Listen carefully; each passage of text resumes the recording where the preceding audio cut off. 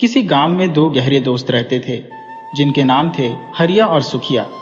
दोनों बचपन से ही हाथों में हाथ डालकर जिंदगी के हर पड़ाव में साथ साथ बढ़ते गए थे। दोनों ने साथ खेला, साथ सीखा और अपनी जवानी के साल भी एक दूसरे की छत्र छाया में बिताए। संयोगवश जब वे नौकरी में आए तो उनकी तैनाती भी एक ही जगह हुई, और तो और जब दोनों पिता बनने का सौभाग्य प्राप्त हुआ तो वह भी एक ही दिन। दोनों दोस्तों के घर खुशी का माहौल था। सुखिया ने चुटकी लेते हुए कहा, हरिया, तुम जानते हो ना भगवान ने मुझे बेटी क्यों दी? हरिया मुस्कुराकर बोला, हाँ रे, मुझे पता है। तू फिर से वही सोच रहा है। तेरी इच्छा है कि हमारी दोस्ती अब रिश्तेदारी में बदल जाए, है ना? सुखिया ने हंसते हुए हामी भरी। देखना कितना प्यारा लगेगा जब हमारे बच्चे भी साथ साथ बड़े होंगे और हमारी दोस्ती एक पवित्र रिश्ते में बदल जाएगी। हरिया ने भी उत्साहपूर्वक हामी भरते हुए कहा, सही कहा दोस्त, इनकी खुशियों को कोई नजर न लगे। गांव के लोग उनकी दोस्ती की मिसाल देते थे, क्योंकि ऐसा गहरा प्यार और अपनापन शायद ही कहीं और देखने को मिलता। इस दिन की खुशी दोनों के लिए बेशकीमती थी। हरिया की पत्नी गंगा और सुखिया की पत्नी कमला दोनों मां बनने वाली थी। घर में खुशियों की झड़ी लगी हुई थी। दाई अपने काम में मस्त थी और तभी हरिया के घर से एक नवजात के रोने की आवाज आई। दाई बाहर आकर बोली, बधाई हो हरिया, बेटा हुआ है। अब तो मिठाई पैसे सब देना पड़ेगा। हरिया ने हंसते हुए कहा, जो कहो काकी, जो मिलेगा ले लेना, बस तुम गंगा का ख्याल रखना। ये कहते हुए हरिया अंदर जाकर अपने बेटे को गोद में उठा लेता है और गंगा से पूछता है, कैसी है तू? गंगा हंसते हुए बोली, ठीक हो। हरिया ने प्यार से उसे आराम करने को कहा और बाहर निकल आया। उधर सुखिया के घर भी खुशियों का माहौल था। दाइयों ने सुखिया को बताया, बधाई हो, लक्ष्मी आई है तेरे घर। कमला ने एक सुंदर बेटी को जन्म दिया था। सुखिया और कमला की खुशी का ठिकाना नहीं था। हरिया ने अपने बेटे का नाम शिव रखा और सुखिया ने अपनी बेटी का नाम पार्वती। प्यार से सब उसे पारो कहकर बुलाने लगे। समय बीतता गया और बच्चे धीरे धीरे बड़े होने लगे। शिव और पारो में अक्सर नोक झोंक होती रहती, पर फिर जल्दी ही दोनों एक हो जाते। दोनों की लड़ाइयाँ और फिर सुलह करना गांव में चर्चा का विषय बन गया था। एक दिन पारो दौड़ते हुए आई और बोली, काका देखो ना, शिव ने मेरी गुड़िया तोड़ दी। यह कहकर वह हरिया से लिपटकर रोने लगी। हरिया ने उसे सांत्वना देते हुए कहा, अरे रोना बंद कर, शहर से तुझे नई गुड़िया लेकर दूंगा। शिव ने भी बचाव में कहा, बाबा मैंने कुछ नहीं किया, सारी गलती इस पारो की है।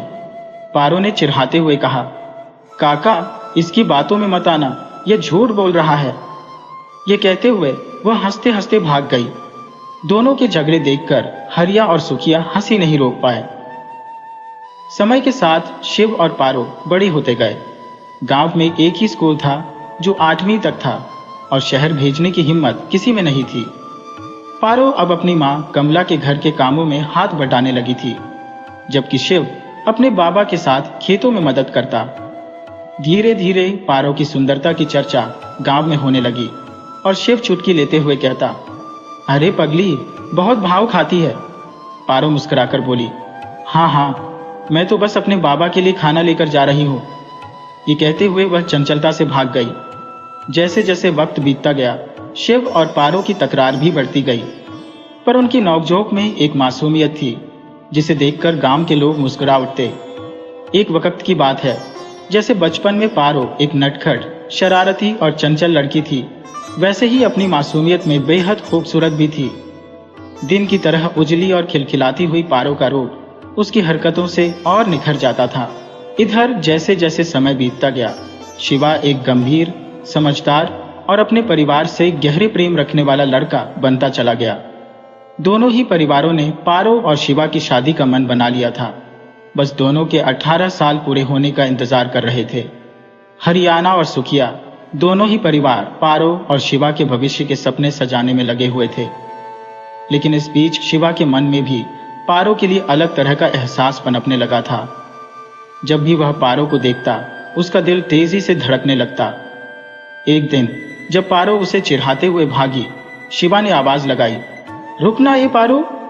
लेकिन पारो हंसती हुई उसकी बात को नजरअंदाज करके सुखिया के पास चली गई। शिवा उसे जाते देख मुस्कुरा उठा और बुदबुदाया, पगली हमेशा बच्चों जैसी हरकतें करती रहती है। कुछ देर बाद पारो वापस लौट रही थी तो उसने शिवा को देखा और बोली, तू यहीं खड़ा है तब से? शिवा ने कहा, हाँ पारो, मुझे तुमसे बात करनी है। पारो ने जवाब दिया, पर मुझे तुझसे कोई बात नहीं करनी। मेरी माँ घर पर मेरा इंतजार कर रही है। अभी मुझे पानी भी भरना है और तेरी तरह मैं काम से जी चुराकर किसी का पीछा नहीं करती।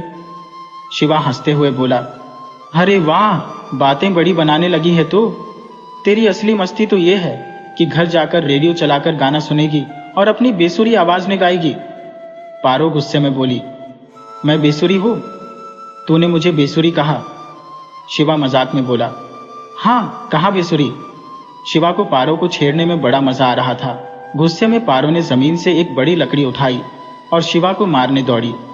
शिवा हंसते हुए भागा और पारो उसके पीछे पीछे। थोड़ी ही देर में शिवा अपने खलिहानों के पीछे जाकर छिप गया। पारो ने जैसे ही उसे पकड़ने की कोशिश की, शिवा ने उसका हाथ पकड़ा और उसे अपनी ओर खींच लिया। पारो इतनी उम्मीद नहीं कर रही थी कि वो शिवा की बाहों में जा गिरेगी।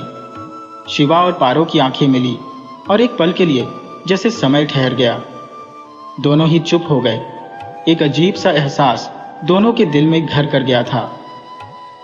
थोड़ी देर बाद शिवा बोला, पारो मुझे तुझे कुछ दिखाना है।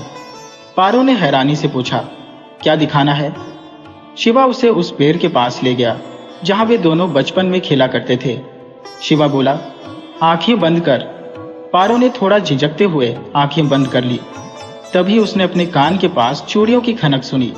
उसने तुरंत कहा, ये चूड़ियां हैं, खोलूं आंखें? शिवा ने कहा, नहीं, जरा रुक। फिर धीरे धीरे शिवा ने उसे चूड़ियां पहनानी शुरू की। पारो ने बेसब्री से कहा, सच में तू मेरे लिए चूड़ियां लाया है? शिवा मुस्कुराकर बोला, नहीं, तेरी मां के लिए लाया हूं, बस तुझ पर ट्राई कर रहा हूं।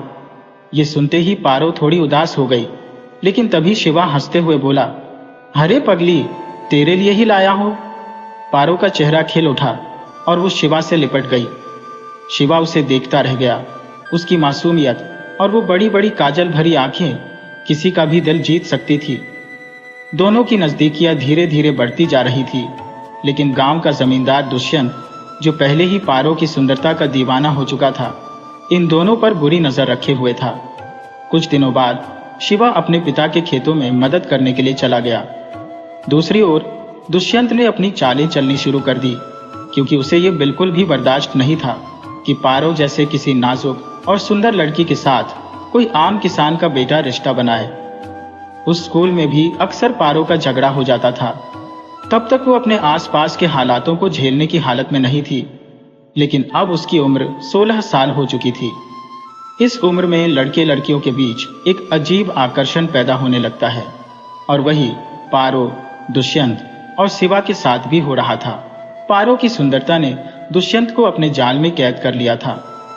वो हर रोज उसे देखने के मौके तलाशता, उसके आसपास मंडराता और बस एक ऐसा पल ढूंढ रहा था जब वो अकेली मिले। दुष्यंत, जो जमींदार का बिगड़ैल लड़का था, एक बार जो ठान लेता था उसे पाना ही चाहता था, अब वो पारो पर नजरें गड़ाए बैठा था, उसकी हर एक हरकत पर ध्यान रखता। एक दिन पारो, जो अपने काम से वापस लौट रही थी, का सामना दुष्यंत से हो गया। दुष्यंत ने बेधड़क उसके रास्ते को रोकते हुए कहा, कहाँ जा रही हो पारो? इतनी जल्दी क्या है? जरा मुझसे भी तो बात कर लिया करो। उसकी बातों में बेहयाई की झलक थी। पारो ने हंसते हुए जवाब दिया, कुएं में कूदने जा रही हूं, चलोगे मेरे साथ? और फिर तंज कसते हुए बोली, ये क्या नया ड्रामा शुरू कर दिया है? दुष्यंत, जो आमतौर पर काम करने से दूर भागता था, अब कुछ घबराया हुआ बोला, अरे बाबा, गुस्सा मत हो, मैंने तो बस ऐसे ही पूछ लिया, बुरा लगा तो माफ कर दो। और बेशर्मी से हंसने लगा। पारो वहां से जाते हुए बोली, तेरी सारी अकड़ निकाल दूंगी एक दिन। इस पर दुष्यंत तुनकते हुए बोला, निकालेगी? हेकड़ी तो तेरी निकलेगी एक दिन, जब तुझे मेरे पास खुद आना पड़ेगा। दुष्यंत बड़बड़ाते हुए वहां से जाने ही वाला था, तभी कुंता वहां आ धमकी। उसने कमर पर हाथ रखते हुए पूछा, ये सब क्या चल रहा है दुष्यंत? दुष्यंत हड़बड़ाते हुए बोला, कुछ भी तो नहीं कुंता, लेकिन कुंता जानती थी कि कुछ गड़बड़ है। उसने सख्त लहजे में कहा, तू मुझे बेवकूफ समझता है क्या? मैं सब जानती हूं। देख दुष्यंत, तुझ पर मेरा हक है, ज्यादा चालाकी मत कर, नहीं तो सब तेरे बाप को बता दूंगी। दुष्यंत ने घबराकर कहा, अरे नाराज मत हो कुंता, ऐसा कुछ नहीं है।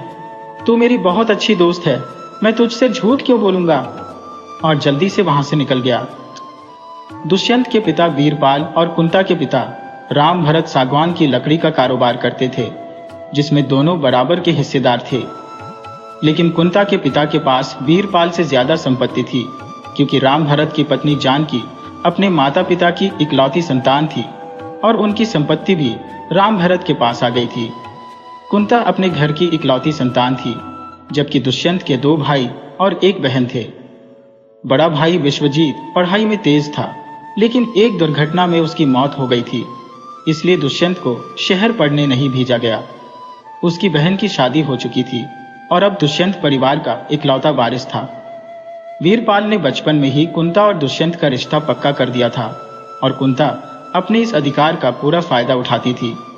वो बात बात पर दुष्यंत को बापू की धमकी देती रहती थी और दुष्यंत इस डर से उसके सामने कभी कुछ बोल नहीं पाता था। सच कहे तो पारो और शिवा के बीच एक सच्चे प्यार की शुरुआत हो रही थी।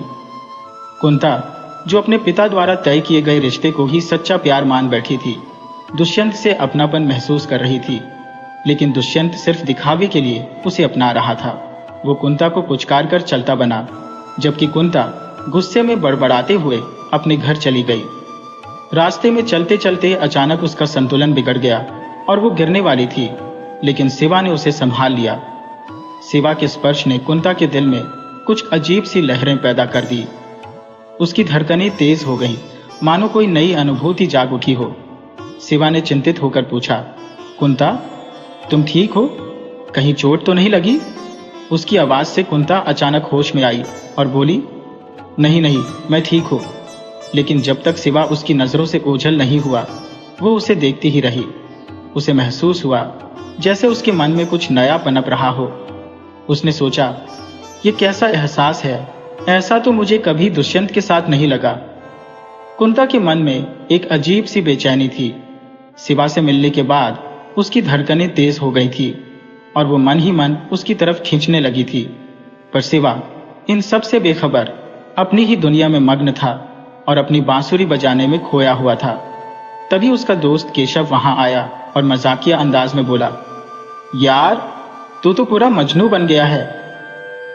शिवा हंसते हुए बोला, अरे कुछ नहीं यार, मैं तो बस ऐसे ही बांसुरी बजा रहा था।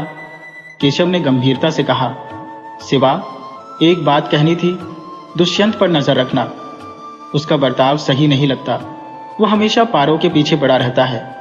शिवा की भौहें सिकुड़ गईं और उसने कहा, हाँ, मैंने भी देखा है, लेकिन मेरे होते हुए वो पारो को हाथ भी नहीं लगा सकता। उसकी सारी हेकड़ी निकाल दूंगा। तभी पारो वहां आती हुई दिखाई दी। केशव हंसते हुए बोला, लो, आ गई पारो, अब तुम दोनों मिलकर गाओ, मैं चलता हूं। और वह हंसते हुए चला गया। पारो ने शिवा की तरफ देखा और बोली, क्या हुआ? तुम्हारा चेहरा क्यों लटक गया है? अभी तो बड़ी बड़ी बातें कर रहे थे, मुझे देखते ही चुप हो गए। अगर मेरा आना अच्छा नहीं लगा तो मैं जा रही हूं। पारो के जाने की धमकी पर शिवा तुरंत दौड़कर उसे रोकता है और कहता है, अरे रुक पारो, मैं यहाँ सिर्फ तुझसे मिलने के लिए आया हूँ और तू बिना मेरी बात सुने जा रही है। पारो ने हंसते हुए कहा, अरे तो बताओ, क्या कहना है? शिवा ने गंभीर होते हुए कहा, वो दुष्यंत, मैंने देखा कल उसने तेरा रास्ता रोका था। पारो ने चौंकते हुए कहा, अरे ये बात है, मैंने ही उसे रोका था, बस यूं ही उससे बात करने का मन हुआ था।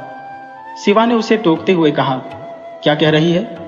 तुझे पता भी है कि दुष्यंत कितना घटिया इंसान है? पारो ने मुस्कुराते हुए कहा, अरे वो तेरे लिए घटिया होगा? मुझे तो वो बड़ा सुंदर लगता है, लंबा, गोरा और पैसे वाला। शिवा ने उसकी बात सुनकर दुखी होते हुए कहा, अगर वो इतना अच्छा लगता है तो फिर यहाँ मेरे पास क्यों आई है? उसकी आंखों में आंसू आ गए और वो चुपचाप मुड़कर खड़ा हो गया। पारो शिवा की आंखों में आंसू देखकर घबरा गई और बोली, अरे तुम बुरा मान गए, मुझे माफ कर दो, मैं मजाक कर रही थी। शिवा ने अपनी आंखें पोंछते हुए कहा, पारो, फिर कभी ऐसा मत कहना, तुझसे पहले मेरी जान निकल जाएगी। पारो ने उसकी बात पर हंसते हुए कहा, तुम भी ना शिवा, इतने इमोशनल क्यों हो जाते हो? और फिर शिवा के गले लग गई। इधर कुंता शिवा से मिलने के बहाने ढूंढने लगी। उसके दिमाग में एक विचार आया, शिवा बहुत सुंदर बांसुरी बजाता है, अगर मैं उससे बांसुरी सीखने का बहाना बनाऊं तो उससे रोज मिल सकूंगी। ये सोचकर कुंता भागते हुए अपने पिता राम रतन के पास गई और बोली, बापू, मुझे बांसुरी बजाना सीखना है। उसके पिता चौंकते हुए बोले, अरे ये क्या मान लेकर आ गई? बांसुरी नहीं सीखनी तुझे, घर के काम सीख और अपनी माँ का हाथ बटा। लेकिन कुंता जिद पकड़ चुकी थी। उसने अपने पिता की एक न सुनी और कहने लगी, मैं बांसुरी ही सीखूंगी। राम रतन, जो अपनी बेटी की जिद से परेशान था, समझाते हुए बोला, कुंता, तू गायिका नहीं बन सकती, घर के कामकाज संभाल और अपनी माँ की मदद कर। मगर कुंता ने उसकी एक न सुनी और खुद को कमरे में बंद कर लिया। उसकी माँ भी हंसते हुए बोली, अरे कुंता, ये हट किस बात की? कौन सी बड़ी गायिका बनेगी तू? लेकिन कुंता के मन में सिर्फ एक ही ख्याल था, शिवा से मिलना, और वो अपनी जिद पर अड़ी रही। रामदत्त ने बड़ी कोशिश की कि कुंता बाहर आकर अपनी बात रखे, पर कुंता ने अंदर से कोई प्रतिक्रिया नहीं दी। तभी उसकी माँ जानकी ने कहा, सुनिए जी, क्यों परेशान होते हैं? कुंता की बात मान लीजिए। बांसुरी अब 17 साल की हो गई है, कुछ दिनों में शास्त्र के लिए निकल जाएगी। अगर अब उसे सीखने का मौका नहीं मिला तो आगे मन की कर पाएगी क्या? हमारी एक ही तो औलाद है, अगर इसे कुछ हो गया तो क्या करेंगे? कुंता अंदर बैठी अपनी माँ की बात सुनकर मन ही मन बहुत खुश हो रही थी। उसने हमेशा से जो चाहा वो मिला था। उसके माँ बाप ने कभी भी किसी चीज की कमी नहीं होने दी। आज भी उसकी जिद जरूर पूरी होगी। रामदत्त ने हार मानते हुए कहा, ठीक है, तुम जीत गई, अब बाहर आओ और बताओ कि कहाँ सीखना है तुम्हें। कुंता ने तुरंत दरवाजा खोला और अपने पिता के गले लगकर बोली, मेरा बापू कितना अच्छा है। तभी उसकी माँ हंसते हुए बोली, देख लो, माई बाप हमेशा बच्चों की बात ही मानते हैं। कुंता ने मुस्कुराते हुए कहा, माँ, आप तो बहुत अच्छी है, हर बार मेरी मदद कर देती है, पर बापू कभी कभी बहुत खड़ूस हो जाते हैं। रामदत्त ने हंसते हुए कहा, अच्छा आप बताओ, किससे सीखनी है बांसुरी? कुंता बोली, शिवा, हरिया का बेटा बहुत अच्छा बांसुरी बजाता है, मुझे भी उसी से सीखना है। रामदत्त चौंकते हुए बोले, क्या तुम हरियाणा के बेटे से सीखोगी?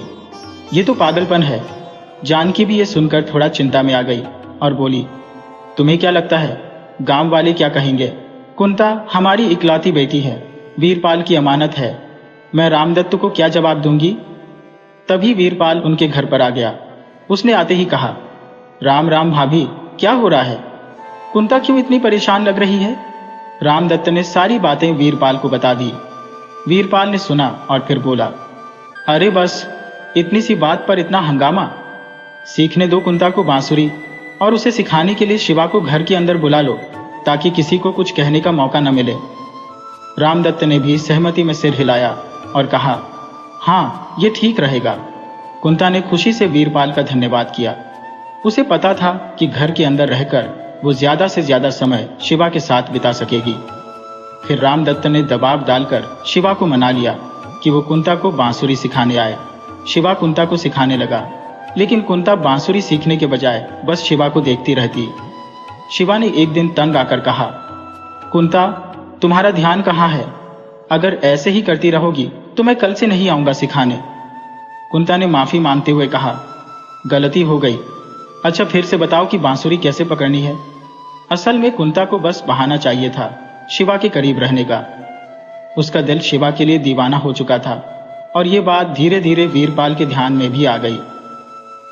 एक दिन वीरपाल घर पर चहलकदमी करते हुए किसी बात पर गंभीर सोच में डूबा था। सगुना, जो उसकी हर गतिविधि पर नजर रखती थी, डर से कांप रही थी। उसे आभास हो गया था कि कुछ गड़बड़ जरूर है। तभी वीरपाल की जीप की आवाज सुनाई दी, और कुछ देर बाद दरवाजे पर जोरदार आवाज में वीरपाल चिल्लाते हुए घर में दाखिल हुआ। दुष्यंत, जो आवारा गर्दी करते हुए घर लौटा था, ने बापू के गुस्से को देखा और बोला, अब मैंने क्या किया? तभी वीरपाल ने एक जोरदार थप्पड़ दुष्यंत के गाल पर जड़ा, जिसे देख सगुना भी सिहर उठी। वीरपाल गुस्से से चीखते हुए बोला, तू दिन भर गांव की लड़कियों के पीछे मंडराता रहता है। तेरे कारण हमारी सोने की चिड़िया हाथ से निकलने वाली है। कुंता अपनी प्रेम की बांसुरी बजा रही है और तुझे खबर भी नहीं। दुष्यंत हड़बड़ाते हुए बोला, किसके साथ? मुझे तो किसी ने कुछ बताया ही नहीं। वीरपाल ने गुस्से से कहा, तू घर पर रहे तब न बता पाए कोई। हरियाणा का लड़का शिवा कुंता को बांसुरी सिखा रहा है और मुझे शक है कि इस बहाने वो दोनों कुछ और ही खेल खेल रहे हैं। दुष्यंत को लगा कि शिवा ने ही कुंता का दिमाग खराब किया है। वो बंदूक उठाकर बोला, मैं उसे छोड़ूंगा नहीं। वीरपाल ने फौरन उसे रोकते हुए कहा, रुक जा, अगर कुछ गलत किया तो लड़की भी जाएगी और इज्जत भी। हमें पहले रामदत्त को अपने पक्ष में लेना होगा, फिर ही हम कुछ कर पाएंगे, समझा? इस बीच कुंता का शिवा के लिए पागलपन दिन ब दिन बढ़ता जा रहा था। उसे बांसुरी सीखने में कोई दिलचस्पी नहीं थी, बस वो शिवा के करीब रहना चाहती थी। शिवा ने एक दिन तंग आकर कहा, कुंता, तुम्हारी जगह कोई और होता तो अब तक बांसुरी सीख चुका होता, पर मुझे लगता है कि तुम मेरा वक्त बर्बाद कर रही हो। मैं अब और नहीं आऊंगा। कुंता घबरा गई और माफी मांगते हुए बोली, नहीं नहीं, ऐसा मत कहो, मैं सच में सीखना चाहती हूँ। शिवा ने गहरी सांस लेते हुए कहा, देखो कुंता, अगर तुम सीखने में दिलचस्पी नहीं रखती तो मैं भी बेकार में अपना समय क्यों बर्बाद करूं? कुंता ने निराशा भरी नजरों से शिवा को देखा, पर मन ही मन वो जानती थी कि उसकी जिद्दें एक दिन जरूर पूरी होगी। शिवा जब काकी को राम राम करके जाने लगा तो कुंता के चेहरे पर गुस्से की लाली आ गई। वह तमतमाते हुए बोली, सीखना तो मुझे बांसुरी नहीं है, मैं तो बस तुम्हारे साथ वक्त बिताना चाहती हूँ। शिवा, समझे, मैं तुमसे प्यार करती हूँ। उसकी बात पूरी भी नहीं हो पाई थी कि जानकी ने एक जोरदार थप्पड़ उसके गाल पर जड़ दिया। जानकी, कुंता की माँ, आग बूला हो गई और गुस्से से चिल्लाई, ये तू क्या कह रही है? पागल हो गई है क्या? मेरी ही गलती थी जो तेरी बातों में आ गई और तेरे बापू की बात नहीं मानी। शिवा को यह सब सुनकर झटका लगा। वह घबराया हुआ बोला, काकी, शांत हो जाओ। कुंता गुस्से में कुछ भी बोल रही है, मगर जानकी का गुस्सा थमने का नाम नहीं ले रहा था। उसने शिवा की ओर इशारा करते हुए कहा, अब तू भी पागल मत बन। देख, कुंता ने तो सब बर्बाद कर दिया। वीरपाल से उसकी शादी की बात पक्की हो चुकी है। अब तू देखना क्या हंगामा खड़ा होगा। शिवा यह सब सुनकर खुद को संभाल नहीं पाया और बोला, काकी, मैं तो पारो से प्यार करता हूँ और उसी से शादी करूंगा। ये कहकर शिवा वहां से चला गया। कुंता की आंखों में अब बस क्रोध की ज्वाला धधक रही थी। उसकी मां जानकी सदमे में आ गई थी, यह सोचते हुए कि उसकी बेटी ने क्या कर दिया। उसे यकीन ही नहीं हो रहा था कि कुंता ऐसा कुछ कर सकती है। बात जब रामदत्त तक पहुंची तो उसने कुंता को घर में बंद कर दिया और अपने आदमियों को उस पर कड़ी नजर रखने का हुक्म दिया। दूसरी तरफ दुष्यंत अपने बगीचे में बैठा क्रोध में तमतमा रहा था। तभी उसने पारो की हंसी सुनी। पारो अपनी सखियों के साथ पानी भरकर लौट रही थी। दुष्यंत को शिवा से बदला लेने का एक तरीका सूझा और उसने पारो का रास्ता रोक लिया।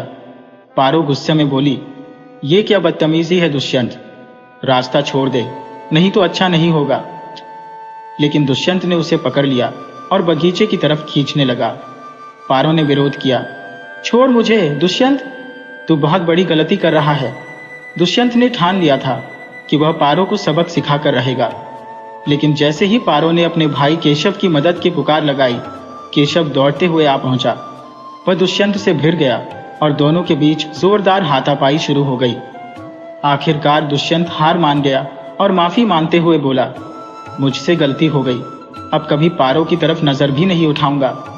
केशव ने उसे जाने दिया, लेकिन चेतावनी दी, याद रखना, जब तक मैं जिंदा हूं कोई भी पारो को हाथ नहीं लगा सकता। समय बीतता गया और 3 महीने बीत गए। सर्दियां आ चुकी थी और एक शाम शिवा और पारो अलाव के पास बैठकर बांसुरी बजा रहे थे।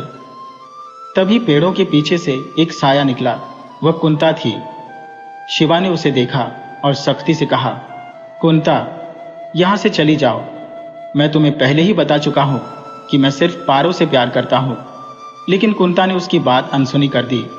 वह अलाव से जलती हुई लकड़ी उठाकर बोली, अगर मुझे नहीं अपनाओगे तो मैं खुद को जला लूंगी। शिवा और पारो घबराए हुए उसे समझाने की कोशिश कर रहे थे, लेकिन कुंता के सिर पर तो जुनून सवार था। अचानक उसने जलती लकड़ी पारो की ओर फेंक दी और चीखते हुए बोली, अब देखती हूँ तुझमें कौन सी सुंदरता बची रहती है। शिवा और पारो की चीखें जंगल में गूंज उठी। कुंता की फेंकी हुई जलती हुई लकड़ी पारो के कपड़ों में आग लगा चुकी थी। पारो दर्द और घबराहट में चिल्ला उठी, शिवा मुझे बचाओ। शिवा। उसकी करुण पुकार शिवा के दिल में छेद कर रही थी। शिवा तुरंत आग बुझाने की कोशिश करता है, उसे दिलासा देता है, कुछ नहीं होगा पारो, सब ठीक हो जाएगा। लेकिन शिवा खुद भी बुरी तरह जल रहा था। जल्दबाजी में शिवा पारो को गोद में उठाकर दौड़ता हुआ दवा खाने की ओर भागा। दूसरी तरफ कुंता वहीं खड़ी होकर पागलों की तरह हंस रही थी। उसकी हंसी में एक भयानक पागलपन था। वह चिल्लाई, जब उसकी सुंदरता खत्म हो जाएगी तब तो शिवा सिर्फ मेरे पास आएगा। कुंता अपने इस विकृत संतोष के साथ वहां से लौट गई। शिवा ने पूरी ताकत से पारो को अस्पताल पहुंचाया। पारो का आधा चेहरा बुरी तरह जल चुका था। सुखिया और कमला का रो रो कर बुरा हाल था। शिवा खुद को इस हादसे के लिए जिम्मेदार मान रहा था। पारो की हालत देखकर उसका दिल टुकड़े टुकड़े हो रहा था। वह मंदिर में जाकर भगवान के आगे बांसुरी बजाने लगा। उसकी धुन में दुख और पछतावा छलक रहा था। केशव ने बांसुरी की आवाज सुनी और शिवा के पास आकर बैठ गया। उसके कंधे पर हाथ रखकर बोला, शिवा क्या कर रहे हो यार? तुम्हें तो पारो के पास होना चाहिए था, यहां नहीं। शिवा की आंखों में आंसू बहने लगे। उसने भारी मन से कहा, मैं पारो से नजरें नहीं मिला सकता। मेरी वजह से उसकी ये हालत हुई है। मैं ही उसका गुनहगार हूं। शिवा ने अपनी बांसुरी उठाकर तोड़ दी। केशव ने उसे डांटते हुए कहा, यह क्या कर दिया तूने? बांसुरी क्यों तोड़ी? पागल हो गया है क्या? इसमें तेरा कोई दोष नहीं है, खुद को यूं मत सता। चलकर पारो के पास बैठते हैं।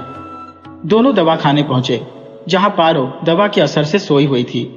उसका चेहरा और एक हाथ बुरी तरह जल चुके थे। कमली से पूछने पर उसने रुंधे गले से बताया, डॉक्टर ने कहा है कि अभी कुछ कहा नहीं जा सकता। शिवा ने कमली को सांत्वना देने के लिए उसे गले से लगा लिया और बोला, आप घर जाइए, आराम कीजिए, अब हम यहां हैं। कमली, जो पहले से गम में डूबी हुई थी, गुस्से में फट पड़ी, तुम्हारे साथ ही पारो की यह हालत हुई है। तुम्हारे साथ नहीं होती तो शायद यह सब ना होता। शिवा यह सुनकर चौंक गया। उसकी आंखें भर आईं। तभी केशव ने उसे संभालते हुए कहा, तुम काकी से यह सब मत सुनो, इसका कोई तात्पर्य नहीं है। कुंता ने यह सब जानबूझकर किया है। शिवा, तुम बेकसूर हो। फिर कमली की तरफ मुड़कर कहा, आपको शिवा को ऐसा नहीं कहना चाहिए, वो खुद पहले से ही इतना दुखी है। लेकिन कमली अपनी बात पर अड़ी रही। मैं गलत नहीं कह रही, हमारी ही गलती थी जो हमने पारो को शिवा के साथ इतना खुला छोड़ दिया। हमें ध्यान देना चाहिए था कि ऐसा ना हो। शिवा उसकी सुरक्षा भी नहीं कर सका। शिवा अब पूरी तरह से टूट चुका था। उसकी आंखों में आंसू छलक पड़े। इसी बीच पारो को हल्का होश आने लगा और वह बेहोशी में भी शिवा शिवा पुकारने लगी। शिवा ने उसका हाथ थाम लिया, लेकिन कमली ने बीच में आकर शिवा का हाथ छटक दिया। उसने सख्ती से कहा, अब तुम जाओ।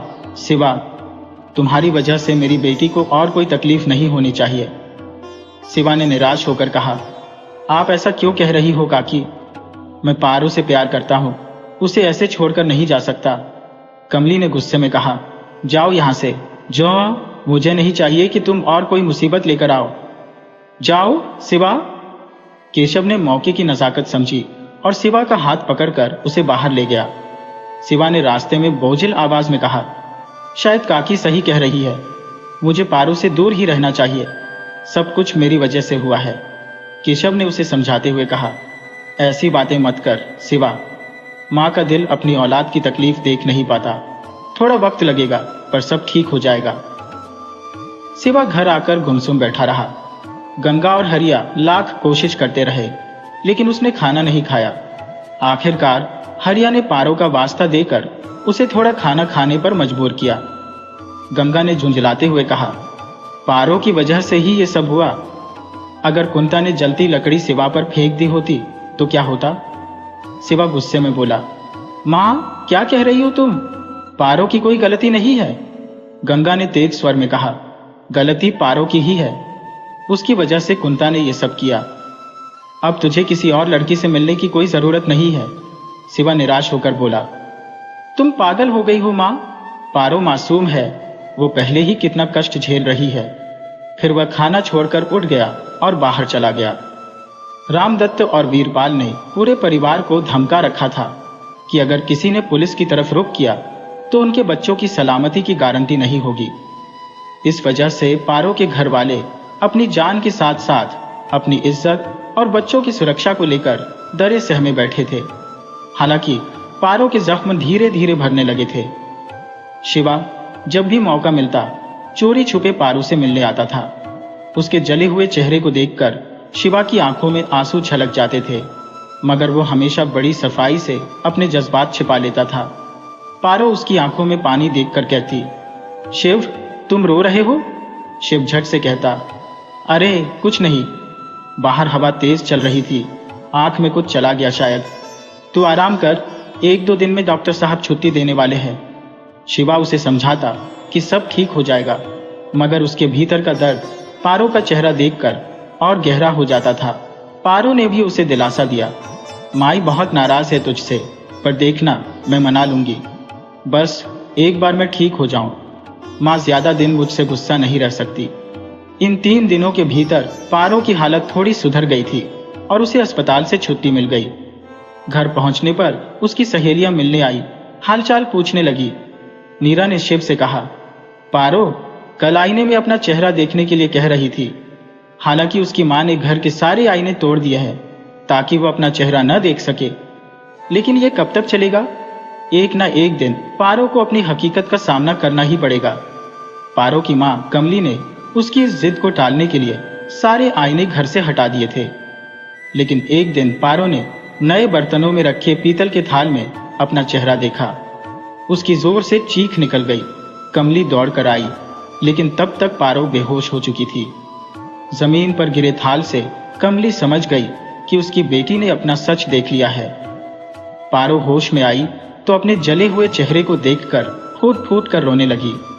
वो अपने चेहरे को ढककर चीखने लगी, माँ क्यों छुपाया मुझसे? मैं अब किसी को कैसे मुंह दिखाऊंगी?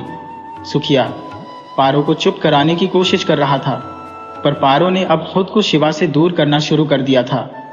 उसे लगने लगा कि शिवा उसे दया से देखेगा और वो ये बर्दाश्त नहीं कर सकती थी। शिवा उससे मिलने की लाख कोशिशें करता, पर पारो उससे बचती रही। शिवा के दोस्त हरिया ने भी इस हालात में उसे दिलासा दिया। उसने कहा, शिवा तू चिंता मत कर, पारो के घाव धीरे धीरे भर जाएंगे और देखना मैं अपनी कसम पूरी करूंगा। पारो मेरी बहू बनेगी, चाहे इसके लिए मुझे कितना भी इंतजार करना पड़े। वहीं दूसरी ओर कुंता अभी भी अपनी जिद पर अड़ी हुई थी। कई महीने बीत गए थे, मगर उसने ना तो जानकी की बात मानी ना ही रामदत्त की। दोनों ने उसे समझाने की तमाम कोशिशें की, पर कुंता अपनी ठान चुकी थी। एक दिन वीरपाल और रामनाथ ने सख्त फैसला लिया जो सबकी जिंदगी को एक नया मोड़ देने वाला था। कुंता की जबरन शादी दुष्यंत के साथ करा दी गई थी, ये सोचकर कि शादी के बाद उसकी सारी जिद और गुस्सा खत्म हो जाएगा। लेकिन जैसे ही कुंता को यह बात पता चली, वह चिल्ला उठी, शादी तो मेरी सिवा से ही होगी, अगर सिवा नहीं तो मैं भी नहीं। और यह कहते हुए वह आंगन के कुएं में कूद गई। रामदत्त के आदमियों ने उसे तुरंत बाहर निकाल लिया और उसकी जान बचा ली। रामदत्त अपनी बेटी की जिद के सामने हार गया और वीरपाल को वहां से जाने के लिए कह दिया। वीरपाल यह सुनकर अंदर ही अंदर गुस्से से भर उठा, पर ऊपर से कुछ नहीं कहा और वहां से चला गया। रामदत्त ने अपना सिर पकड़ लिया और वहीं बैठ गया। उसकी आंखों में आंसू आ गए और वह बड़बड़ाने लगा, आज इस लड़की ने हमें कहीं का नहीं छोड़ा, मन करता है कि जहर खा लूं और सब खत्म कर दूं। उधर कुंता अपनी जीत पर अंदर खुशी से नाच रही थी। वह सोच रही थी कि अब सब कुछ उसकी मर्जी के हिसाब से होगा। रामदत्त की पत्नी जानकी अपने पति की चिंता में डूबी हुई थी। उसने धीरे से कहा, क्या यह सही होगा? कुंता, क्या सच में एक किसान के बेटे के साथ खुश रह पाएगी? वो 4 दिन भी नहीं निभा पाएगी उसके साथ, गांव वाले क्या कहेंगे? भगवान से प्रार्थना है कि मुझे इससे पहले ही उठा लेता। जानकी की बातें सुनकर रामदत्त का दिल भारी हो गया। उसने जानकी को सांत्वना दी, ये सब नसीब का खेल है, इसमें किसी की गलती नहीं है। अचानक रामदत्त के मन में एक योजना आई और उसकी आंखों में एक चमक उभर आई। वह जल्दी से बाहर निकला और वीरपाल के पास पहुंचा। वीरपाल और दुष्यंत दोनों गुस्से में शराब पी रहे थे। वीरपाल ने उसे देखकर कहा, अरे रामदत्त, आओ आओ, इसमें पूछने की क्या बात है, हमारे बीच कुछ बदला नहीं है। रामदत्त भीतर घुसा और वीरपाल से बोला, तुम सही कह रहे हो वीरपाल, मैं यहां एक बड़ी बात पर चर्चा करने आया हूं। हमें कुछ बड़ा करना होगा, नहीं तो ये लड़की हमारी नाक कटवा देगी। वीरपाल ने अंदरूनी गुस्से को काबू में रखते हुए हंसकर कहा, तो क्या सोचा है? रामदत्त ने इशारे से उसे चुप कराते हुए कहा, यहां नहीं, कहीं और चलकर बात करते हैं। अगर भाभी ने सुन लिया तो जानकी को पता चल जाएगा। सुगना, वीरपाल की पत्नी, चाय नाश्ता लेकर आई और माहौल थोड़ा बदल गया। वीरपाल ने बात को घुमा दिया और कहा, रामदत्त, बच्चों की खुशी में ही हमारी खुशी है। सुगना ने भी हामी भरी, कुंता हमारी ही बेटी है, उसकी खुशी में ही हमारी खुशी है। रामदत्त ने हल्की मुस्कान दी, लेकिन उसकी आंखों में कुछ और ही चल रहा था। वीरपाल ने उसे शहर घुमाने का प्रस्ताव दिया ताकि दोनों का मन थोड़ा हल्का हो सके। सुगना से कहकर वह रामदत्त को शहर घुमाने ले गया। रास्ते में वीरपाल और रामदत्त ने एक गहरी साजिश रच डाली। उनके मन में कुंता और शिवा के रिश्ते को खत्म करने का एक घातक प्लान पनप रहा था, लेकिन उन्होंने इसका जिक्र किसी से नहीं किया। अगले दिन रामदत्त अपने आदमियों के साथ हरिया और सुखिया के घर पहुंचा। दोनों के घर आसपास ही थे और उन्हें देखकर सुखिया भी हरिया के घर आ गया। वह थोड़े घबराए स्वर में बोला, चौधरी साहब, कोई काम होता तो हमें बुला लेते, हम आ जाते। हरिया भी कुछ गलत होने का अंदेशा महसूस कर रहा था। रामदत्त ने मुस्कुराते हुए कहा, डर मत हरिया, हम यहाँ कुंता के लिए तुम्हारे बेटे शिवा का हाथ मानने आए हैं। यह सुनकर हरिया और सुखिया दोनों हैरान रह गए।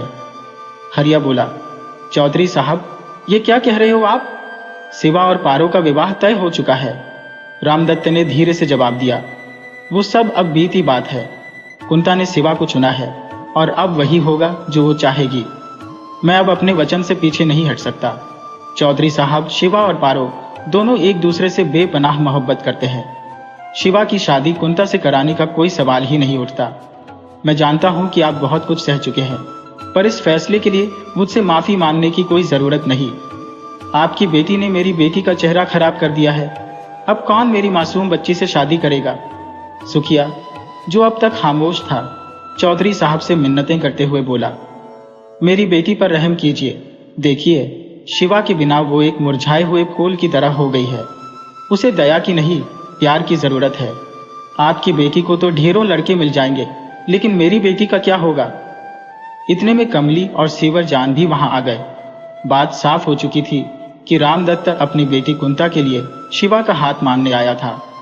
पारो, जिसने चुनरी से अपना आधा चेहरा ढका हुआ था, एक कोने में खड़ी यह सब सुन रही थी। उसके दिल में हलचल मच रही थी, आंखों से आंसू छलक पड़े। चेहरा जलने के बाद उसने शिव से दूरी बना ली थी, लेकिन उसका दिल अभी भी शिवा के लिए धड़कता था। शिवा ने पारो के जले चेहरे की उदासी देखकर कहा, मैं अब और बर्दाश्त नहीं कर सकता। चौधरी साहब, आपकी बेटी ने मेरी जिंदगी को तबाह कर दिया है। मैं उससे नफरत करता हूँ, उसकी शक्ल भी देखना नहीं चाहता। गंगा, जो शिवा की माँ थी, बीच में आकर बोली, बेटा, बड़ों से इस तरह बात नहीं करते, शांत हो जा।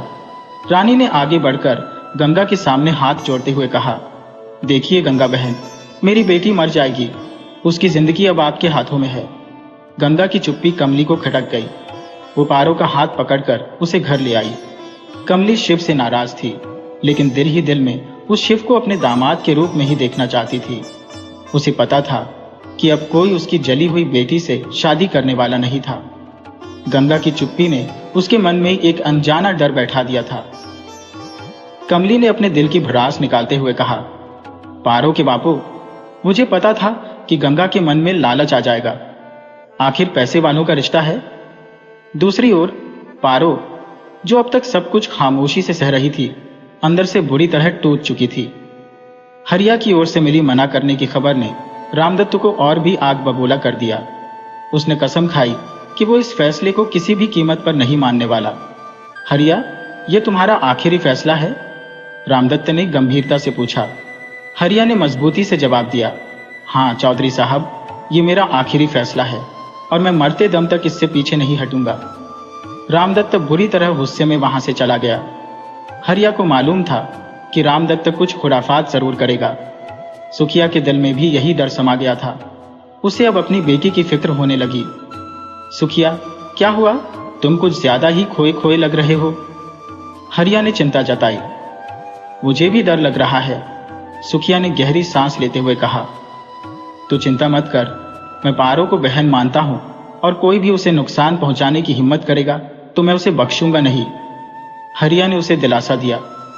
गंगा का व्यवहार देखकर सुखिया अपने घर लौट आया।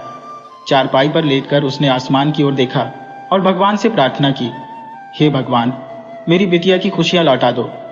कमली, जो अब तक चुप थी, चाय बनाकर लाई और बोली, लो चाय पियो। क्या सोच रहे हो? गंगा भाभी के बारे में ही सोच रहा हूं। उनकी चुप्पी मुझे अंदर से खाई जा रही है। तुमने गंगा को देखा नहीं है?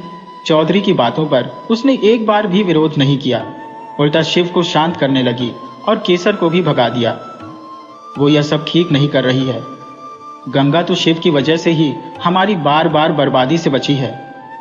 अब पारो की जिंदगी तबाह हो चुकी है, सुखिया बोला। कमली ने हामी भरी। हाँ, अब तो मुझे डर लग रहा है। डर इस बात का नहीं कि वो शिव से पारो की शादी नहीं होने देगी, बल्कि इस बात का है कि कहीं चौधरी कुंता की खुशी के लिए हमारी बेटी को नुकसान न पहुंचाए। तभी विवेक अमली बोल पड़ी, ये तुम क्या कह रही हो? पारो के बापू ने शादी के लिए मना किया, इसमें बेचारी पारो का क्या दोष?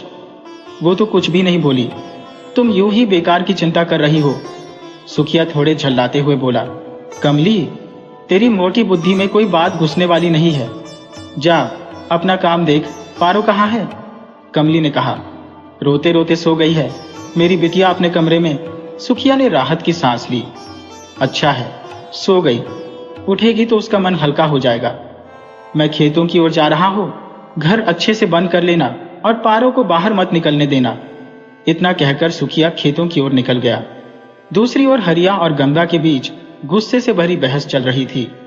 गंगा बोली, मुझे समझ में नहीं आता, शिव के बापू, तुम्हें अपने बेटे की जरा भी फिक्र नहीं है?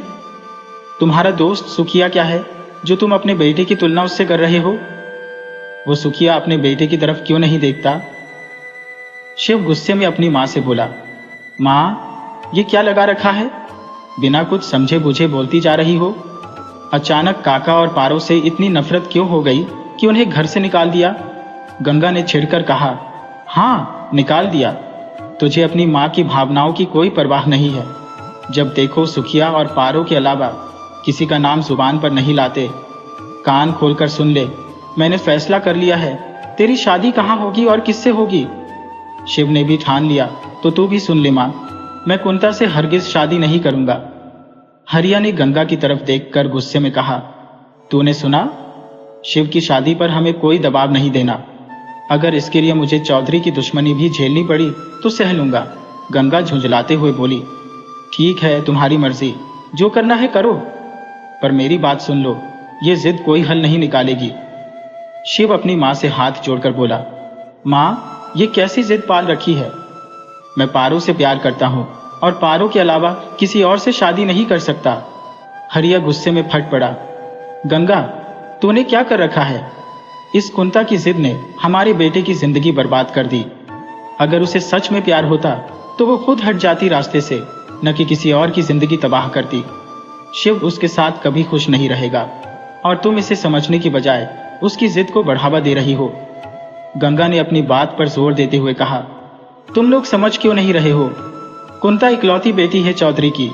अगर शिव उससे शादी कर लेता है तो हमारे बेटे के भाग्य खुल जाएंगे। क्या रखा है इस खेती बाड़ी में? अब और क्या मिलेगा हमें किसानी से? शिव अपनी मां की बात काटते हुए बोला, मां, मैं ऐसी दौलत नहीं चाहता जो मेरी इंसानियत छीन ले। मुझे कुंता की शक्ल तक से नफरत है। गंगा ने सख्त लहजे में कहा, जो मैं कह रही हो वही होकर रहेगा। ये मेरा अंतिम फैसला है और तुम्हें मेरी बात माननी ही पड़ेगी। शिव और हरिया गुस्से से जल रहे थे, जबकि गंगा ने जैसे अपनी आंखों पर लालच का पर्दा डाल लिया था। वह शिव की बातों को अनसुना करके अपनी जिद पर अड़ी रही। अब ये लड़ाई सिर्फ एक शादी की नहीं थी, बल्कि आत्मसम्मान, रिश्तों और परिवार की खुशियों की भी हो चुकी थी। शिव अंदर ही अंदर कुंता और उसके पिता के खिलाफ एक बड़ा फैसला लेने की ठान चुका था। अगर तुमने मेरी बात नहीं मानी तो मैं अपनी जान दे दूंगी, कुंती ने अपनी मां जानकी से रोते हुए कहा। उसकी आवाज में इतना दर्द था कि कोई भी उसे सुनकर पिघल जाता, लेकिन गंगा के मन में रामदत्त की दौलत का लालच आ चुका था। उसने ठान लिया था कि अब किसी भी हालत में शिवा की शादी कुंती से ही होगी। दौलत का चस्का ऐसा होता है कि इंसान अपने दिल से ही सौदा कर लेता है, और वही हाल गंगा का था। उसे पारो और शिवा के प्यार से कोई फर्क नहीं पड़ता था। उसकी आंखों में बस कुंता और दौलत का सपना था। शिवा अपनी मां के इस फैसले से बहुत ही दुखी था। उसका दिल किसी अनजाने डर से सहमा हुआ था। वो पारो से भी जुदा नहीं होना चाहता था, पर गंगा की धमकियों और उम्मीदों के बोझ तले वो घुट रहा था। शिवा के दिल में अब बस मातम था। उसे यकीन नहीं हो रहा था कि उसकी मां, जो हमेशा से उसका सहारा रही थी, आज उसे उस राह पर धकेल रही है जहां वो जाना नहीं चाहता। वहीं दूसरी ओर रामदत्तो और जानकी अपने घर लौटे। कुंता उनके इंतजार में बेचैन बैठी थी। उसने फौरन पानी लाकर मां के हाथों में थमाया और उत्सुकता से पूछा, मां, क्या बात हुई? वो लोग मान गए क्या? रामदत्त ने कुंता की तरफ देखा और झुंझलाकर बोला, तू पानी क्यों लेकर आई है? घर के नौकर किस काम के हैं? उसकी आवाज में गुस्से का ज्वार उमड़ पड़ा। आज के बाद अगर ऐसा किया तो मैं इन सब नौकरों की खाल खींच लूंगा। कुंता असहाय होकर अपनी मां की ओर देखने लगी। जानकी ने उसे शांत कराते हुए कहा, चिंता मत कर बेटी, तेरी शादी शिवा से ही होगी, बस थोड़ा धैर्य रख। लेकिन कुंता की बेचैनी बढ़ती जा रही थी। वो जोर से बोली, अगर मेरी शादी शिवा से नहीं हुई तो मैं खुद अपनी जान ले लूंगी। जानकी ने तुरंत उसे डपटते हुए कहा, ऐसे मत बोल बेटिया, तेरे बापू तेरी खुशियों के लिए कुछ भी करने को तैयार है, बस थोड़ी शांति रख। रामदत्त ने बात को संभालने के लिए योजना बना ली थी। वो वीरपाल के पास गया और सारी बातें समझाकर अगले कदम की तैयारी करने लगा। उसकी चालें खतरनाक थी, लेकिन वो अपनी बेटी की शादी के लिए कुछ भी करने पर आमादा था। उधर पारो और शिवा की हालत बदतर होती जा रही थी। पारो अपनी खामोशी में बिखर रही थी, जबकि शिवा अपने दिल के बोझ को उठाए हुए था। रात काली और भारी हो चुकी थी। किसी की आंखों में नींद नहीं थी। पारो अपने कमरे में टूटे हुए दिल के साथ बैठी थी। दूसरी तरफ सुखिया और कमली को भी चिंता खाई जा रही थी। गंगा तो शायद चैन से सो रही थी। उसे बस अपने सपनों की दौलत नजर आ रही थी। उसने अपने बेटे शिवा से साफ कह दिया था, तेरी शादी कुंता से ही होगी और अब तू जाके अपना काम कर। शिवा ने गुस्से में जवाब दिया, मां, मैं कुंता से शादी नहीं कर सकता। मेरे दिल पर सिर्फ पारो का नाम लिखा है, और अगर तुमने मुझे कुंता से शादी करने पर मजबूर किया तो मैं ये शरीर ही छोड़ दूंगा। इतना कहकर वो घर से बाहर चला गया। गंगा को समझ नहीं आ रहा था कि शिवा ऐसा कैसे बोल सकता है। वो चिल्लाई, रुक जा शिवा, मेरी बात सुन। लेकिन शिवा ने उसकी बात पर ध्यान दिए बिना अपनी राह पकड़ ली। आंगन में खड़ी पारो यह सब सुन रही थी। उसके दिल की धड़कनें तेज हो गईं। शिवा को जाते हुए देखकर उसे डर सताने लगा कि कहीं वो कोई गलत कदम ना उठा ले। पारो ने अपनी मां से बहाना बनाकर कहा, मां, मैं मीरा के घर जा रही हूं, और सीधे शिवा की अखाड़े की ओर निकल पड़ी। वहां पहुंचकर उसने देखा कि शिवा अकेला बैठा हुआ है। उसने धीरे से कहा, शिवा भैया, मैं हूं पारो, क्या हुआ है? शिवा ने उसकी ओर देखा और उसकी आंखों में आंसू भर आए। पारो, मैं थक गया हूं, मैं नहीं जानता कि इस सब से कैसे निपटूं। पारो ने उसे दिलासा देते हुए कहा, शिवा भैया, सब ठीक हो जाएगा, बस तुम्हें थोड़ा सब्र रखना होगा। मैं तुम्हारे साथ हूं हमेशा। उन दोनों के बीच की खामोशी अब सिर्फ उनके टूटे दिलों की आवाजें सुन रही थी। भैया, मुझे बहुत डर लग रहा है। अगर मैंने कुछ गलत किया तो मैं जीते जी मर जाऊंगी, पारो ने घबराते हुए कहा। जहां भी शिव रहे, जिस किसी के साथ भी, बस वो सलामत रहे। उसे खुश देखकर मैं अपनी जिंदगी जी लूंगी। इतना कहते ही उसकी आवाज टूट गई। केशव ने पारो के आंसू पोंछे और हल्की मुस्कान देते हुए बोला, अरे पारो, तू रो मत। मैं अभी जाकर देखता हूँ शिव कहाँ है। उसे कुछ नहीं होगा, मैं हूं ना। तुझे चिंता करने की जरूरत नहीं है, तू मेरी प्यारी बहन है। अब तू घर जा, मैं जल्दी आता हूँ। केशव सीधे शिव को ढूंढने निकल पड़ा। पहाड़ी रास्तों से होते हुए वो उस जगह जा पहुंचा जहां शिव अक्सर बैठा करता था, लेकिन वहां शिव नहीं था। वो वापस लौटने ही वाला था कि अचानक उसकी नजर एक धुंधली छवि पर पड़ी जो नदी की ओर जा रही पगडंडी पर चल रही थी। केशव ने बिना आवाज लगाए पीछा किया। वह जानता था कि अगर उसने आवाज लगाई तो शिव वहां से भाग जाएगा। तेजी से उसके पास पहुंचने के लिए उसने कदम बढ़ा दिए। थोड़ी देर बाद उसने शिव को नदी के किनारे खड़ा पाया, जो गहरी सोच में डूबा था। केशव ने उसके कंधे पर हाथ रखा और हल्की आवाज में कहा, शिव। शिव ने पीछे मुड़कर देखा और थके हुए स्वर में बोला, तू यहां क्या कर रहा है? केशव ने बिना देर किए जवाब दिया, तुम क्या कर रहे हो? क्या कायरों की तरह भागने का इरादा कर लिया है? शिव की आंखों में दर्द झलक उठा। वह बोला, कुंता से शादी करने से बेहतर है कि मैं कहीं दूर चला जाऊं जहां कोई मुझे ढूंढ न सके। शिव की आंखों से आंसू बहने लगे। उसकी उदासी ने उसे कमजोर कर दिया था। काश हम जल्दी से 18 साल के हो जाते, फिर हमारी शादी हो जाती और हमें इस तरह दूर दूर नहीं रहना पड़ता, शिव ने भारी दिल से कहा। केशव ने उसकी बात काटते हुए कहा, ये सब बकवास छोड़ो, अब घर चलो। अगर तुम घर नहीं चलोगे तो मैं भी वापस नहीं जाऊंगा। शिव ने हताश होकर कहा, नहीं केशव, मैं घर वापस नहीं जाऊंगा। केशव ने एक और कोशिश की, अगर तुम नहीं गए तो सोचो क्या होगा? अगर चौधरी ने पारो या उसके परिवार को कुछ कर दिया तो तुम क्या करोगे? तुम्हारे एक गलत कदम से कितनी जिंदगियां तबाह हो जाएंगी, कभी सोचा है? शिव चुप रहा। केशव की बातों ने उसके मन में हलचल पैदा कर दी। उसने थकी आवाज में कहा, मुझे कुछ समझ में नहीं आ रहा है केशव, मेरा दिमाग काम नहीं कर रहा। इस बीच घर पर हरिया परेशान हो रहा था। पूरे गांव में शिव को ढूंढने के बाद वह गंगा से कह रहा था, कितना समझाया था तुझे गंगा, पर तू नहीं मानी। अगर शिव को कुछ हुआ तो मैं सारी जिंदगी तेरी शक्ल नहीं देखूंगा, तेरी सूरत से मुझे नफरत हो जाएगी, सोच ले। इतने में चौधरी अपने आदमियों के साथ वहां आ धमका। वह गरजते हुए बोला, कहां है शिव? तुम दोनों ने क्या सोचा है? क्या वो शादी के लिए मान गया? हरिया ने सिर झुकाते हुए कहा, नहीं चौधरी साहब, वो नहीं माना, गुस्से में कहीं चला गया है। मैंने उसे हर जगह ढूंढा लेकिन वो कहीं नहीं मिला। चौधरी गुस्से में बड़बड़ाया, कहाँ चला गया? अब तुम हमसे चाल चलोगे? जल्दी बताओ, कहाँ छुपा कर रखा है उसे? गंगा और हरिया ने हाथ जोड़कर कहा, हम सच कह रहे हैं चौधरी साहब, शिव सुबह सुबह ही मुझसे नाराज होकर चला गया। चौधरी ने आग उगलते हुए कहा, तो फिर हम क्या करें? तुम दोनों को अपनी बेटी की आंखों में आंसू नहीं दिखते?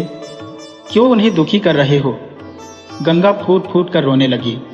सच कह रही हूं चौधरी साहब, शिव सच में कहीं चला गया है, न पारो न कोई और। रामदत्त गुस्से से आग बबूला होकर अपने आदमियों से बोला, इन्हें पकड़ो और हमारी पुरानी हवेली ले चलो। जहां भी शिव होगा वह खुद ब खुद सामने आ जाएगा। और पारो को भी उठा लाओ, आज उसकी भी कहानी खत्म कर देते हैं। मेरी बेटियों की खुशियों में जो दीवार बन रही है उसे अब गिराना ही होगा। फिर देखते हैं शिव कैसे उससे शादी नहीं करेगा। रामदत्त ने अपनी पत्नी जानकी को लेकर हवेली का रास्ता पकड़ लिया। रास्ते में जानकी ने सवाल किया, कुंता के बापू, अगर शिव नहीं मिला तो हम क्या करेंगे? रामदत्त गुस्से में गुर्राया, तो हम क्या करेंगे? उनके पूरे परिवार का नामो निशान मिटा देंगे।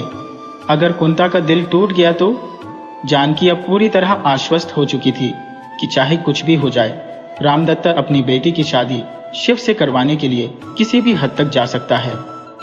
हवेली पहुंचकर जानकी ने कुंता को सारी बातें विस्तार से समझाई। वो बोली, अब तुझे बिल्कुल भी घबराने की जरूरत नहीं है बिटिया।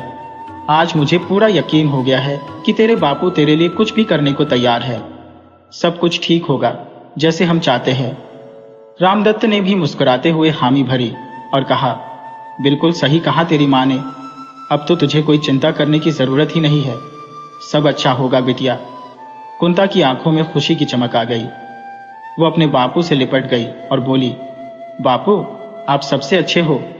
रामदत्त ने उसके सिर पर स्नेह से हाथ रखा और एक कुटिल मुस्कान के साथ उसे ढाढ़स बंधाते हुए कहा, बस इसी तरह मुस्कुराती रहना।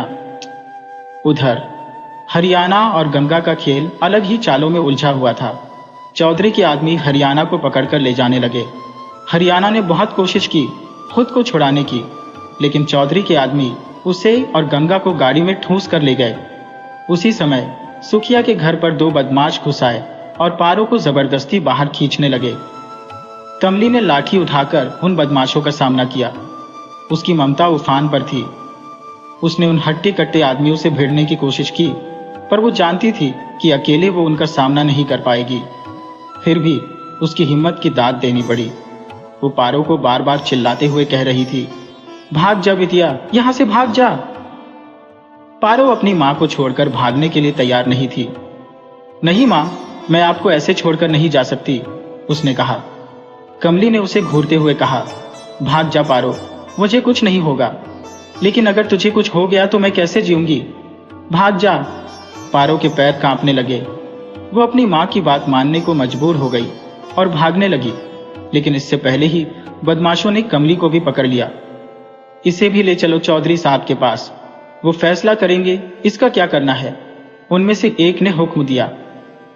चौधरी के आदमी गंगा और रामदत्त के साथ पारो और उसकी मां को जबरन उनके घर से खींचकर पुरानी हवेली की ओर ले जाने लगे। पड़ोस के लोग सब कुछ चुपचाप देख रहे थे, लेकिन चौधरी के डर से कोई भी आगे बढ़कर कुछ बोलने की हिम्मत नहीं कर पाया। जब वो लोग वहां से चले गए तो रामदीन ने अपने बेटे लखन को जल्दी से सुखिया को बुलाने भेजा। लखन, भाग के जा, जल्दी से सुखिया भैया को बुला ला। रामदत्त के आदमी सबको उठा ले गए हैं, रामदीन ने हड़बड़ाते हुए कहा। लखन ने तुरंत दौड़ लगा दी। रास्ते में उसे शिवा और केसर दिखाई दिए। लखन घबराते हुए बोला, शिवा भैया, कुछ भी ठीक नहीं है। चौधरी साहब घर आए थे और जब उन्होंने काका से पूछा कि आप कहाँ हो, तो वो गुस्से में लाल हो गए। काका ने बताया कि आप खेत में हो, पर वो मानने को तैयार नहीं थे। अब वो काका काकी और पारो दीदी को उठाकर ले गए हैं।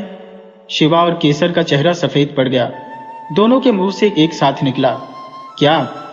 लखन ने हाँफते हुए कहा, हाँ भैया, और वो लोग कमली काकी को भी साथ ले गए हैं, मैंने अपनी आंखों से देखा। शिवा की आंखों में गुस्सा और पछतावा भर गया। मैं जानता था कि यही होगा। मैंने तुझे पहले ही कहा था कि चल घर वापस चलते हैं। अब देख, मेरे कारण सब मुसीबत में पड़ गए। केसर ने झट से कहा, अब बातों में समय मत बर्बाद कर, जल्दी से कुछ करना होगा। चलो, वक्त हाथ से निकल रहा है। शिवा के मन में तूफान चल रहा था। उसकी एक गलती की सजा उसके पूरे परिवार को भुगतनी पड़ रही थी और उसकी प्यारी पारो भी इस साजिश का शिकार हो चुकी थी। लखन ने फिर से कहा, भैया, सुखिया काका को इस बारे में कुछ नहीं पता। मैंने उन्हें सुबह खेत में काम करते हुए देखा था। बापू ने मुझे काका को बुलाने भेजा था, पर रास्ते में आपको देख लिया तो सोचा पहले आपको बता दूं। शिवा और केसर ने लखन के साथ खेत की ओर दौड़ लगा दी, जहां सुखिया काका अभी भी अपने काम में मशगूल थे, ये सब साजिशों से अनजान। घर चलो जल्दी, चौधरी के आदमी जबरदस्ती पारो दीदी और बाकियों को पकड़कर ले गए हैं, सुखिया घबराए हुए स्वर में बोला। जैसे ही उसने यह कहा, वह तेजी से घर की ओर भागा। उधर शिवा और केशव लखन के घर पहुंच चुके थे। कुछ ही देर में सुखिया भी हांफता हुआ वहां पहुंचा और बोला, हमें यहाँ क्यों बुलाया है? अब तो काका भी आ गए हैं। रामदीन काका, अब तो कुछ बताओ। शिवा ने कहा, पहले सुखिया को सांस तो लेने दो। लखन पानी लाने के लिए दौड़ पड़ा। सबको पानी पीने के बाद रामदीन काका बोले, तुम लोग रामदत्त से डरने की जरूरत नहीं है। उसे शिव मिल जाएगा तो वो हरि और गंगा को छोड़ देगा, पर असली मसला यह है कि इस शादी से कैसे बचा जाए। पारो को तो केशव ले आएगा और वो रामदत्त की आंखों के सामने भी कुछ नहीं कर पाएगा। शिवा ने गंभीरता से कहा, हाँ काका, आपकी बात सही है। पारो के लिए मुझे जान भी देनी पड़े तो दे दूंगा। केशव तुरंत बोला, मेरी बहन को कुछ नहीं होने दूंगा, और अगर जान देने की जरूरत पड़ी तो मैं भी पीछे नहीं हटूंगा। सुखिया की आवाज में भी दर्द था। मेरी इकलौती बेटी है, बहुत तकलीफें देखी हैं उसने, मासूम सी लड़की है, रामदत्ता उसे हाथ भी नहीं लगा सकेगा, केशव ने कहा। पर हमें उसे वहां से निकालना ही होगा, सुखिया ने चिंतित होकर कहा। अगर मैं जाऊंगा तो मसले और पेचीदा हो जाएंगे। शिवा ने पूछा, काका, आप इतने यकीन से कैसे कह रहे हैं कि वो लोग मुझे कुछ नहीं करेंगे? इसमें क्या राज छुपा है? रामदीन काका ने गहरी सांस लेते हुए कहा, यह एक ऐसा राज है जिसे हमारी पीढ़ी के अलावा कोई नहीं जानता। वीरपाल का बड़ा बेटा कौन है, ये जानना जरूरी है। केशव की मां रोहिणी देवी इस गांव के जमींदार सत्यभान सिंह की बेटी थी। सत्यभान सिंह के 2 बच्चे थे, रोहिणी देवी और हरि सिंह, जिसे तुम हरिया के नाम से जानते हो। शिवा और केशव दोनों ही हक्के बक्के रह गए।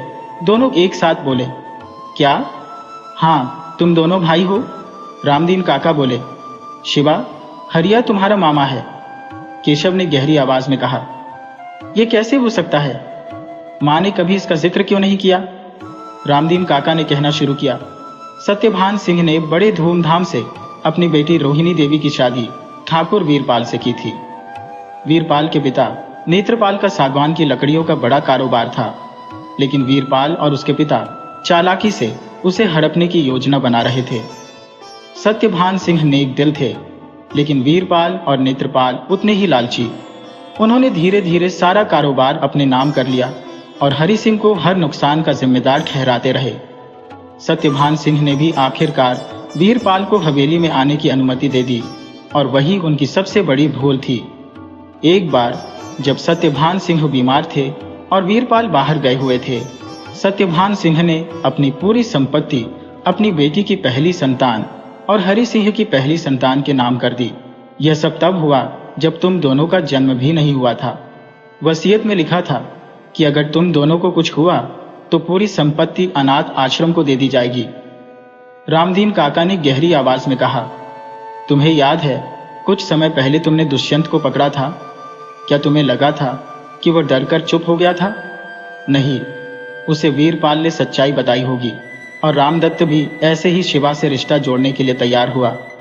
यह सब एक बड़ी साजिश है। शिवा अब भी सदमे में था। लेकिन मां ने यह बात मुझसे क्यों छुपाई? केशव ने पूछा। और मामा इतने गरीब क्यों हैं?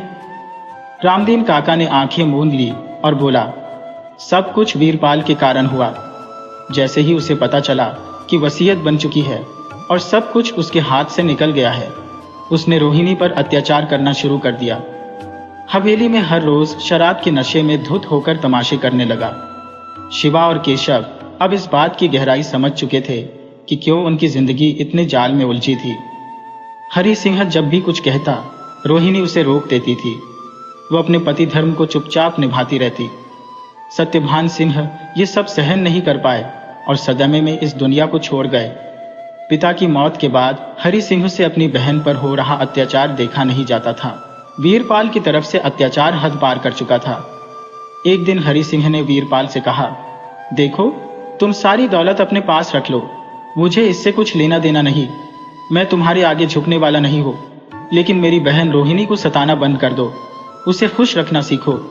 वीरपाल ने ठहाका लगाते हुए कहा, दौलत तो सब मेरे नाम पर ही है, अब इसमें तुम्हें कुछ नहीं मिल सकता, और मेरी शादी भी अभी नहीं हुई है, तो बच्चे की बात का तो सवाल ही नहीं उठता। हरि सिंह ने ठान लिया कि अब वह मेहनत मजदूरी करेगा, अपनी खुद की एक अलग दुनिया बसाएगा। उसने गंगा से शादी की, लेकिन अपने संघर्ष की यह कहानी गंगा को कभी नहीं बताई। गांव में एक दिन गंगा की चचेरी बहन सुगना की शादी थी। पूरे गांव में उत्सव का माहौल था। दुल्हन बनी सुगना अपने श्रृंगार में अत्यंत सुंदर लग रही थी। तभी रात के घने अंधेरे में वीरपाल भीड़ के बीच बंदूक ताने हुए घुस आया। उसने जबरदस्ती सुगना से शादी की और उसे अपनी हवेली ले गया। इस घटना ने रोहिणी को तोड़ दिया। उसे ये सब बर्दाश्त नहीं हुआ और उसने उसी वक्त निर्णय लिया कि वो वीरपाल की हवेली छोड़ देगी।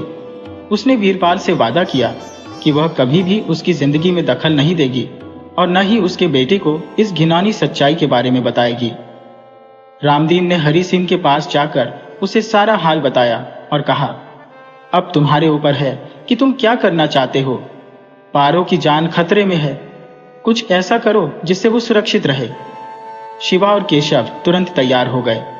शिवा ने रामदीन से कहा, काका, आप माँ को यहाँ से ले जाइए, कहीं ऐसा ना हो कि कोई पीछे से आकर उन्हें भी नुकसान पहुंचाए। केशव ने भी हामी भरी, हमें पारो को बचाने के लिए निकलना होगा। वहीं दूसरी ओर रामदत्त अपने मंसूबों पर हंस रहा था। जैसे ही शिवा और केशव हवेली से निकले, रामदत्त ने रामदीन के हाथों में नोटों की गड्डियां फेंकी और कहा, बहुत बढ़िया रामदीन, तुमने केशव और शिवा को असलियत बता दी। अब बस हमें अपनी चाल को अंजाम तक पहुंचाना है।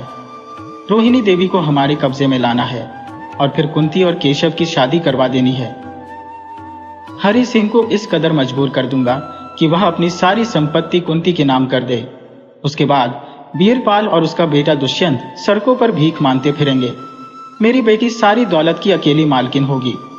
ये कहते हुए रामदत्त जोर जोर से हंसने लगा और वहां से चला गया।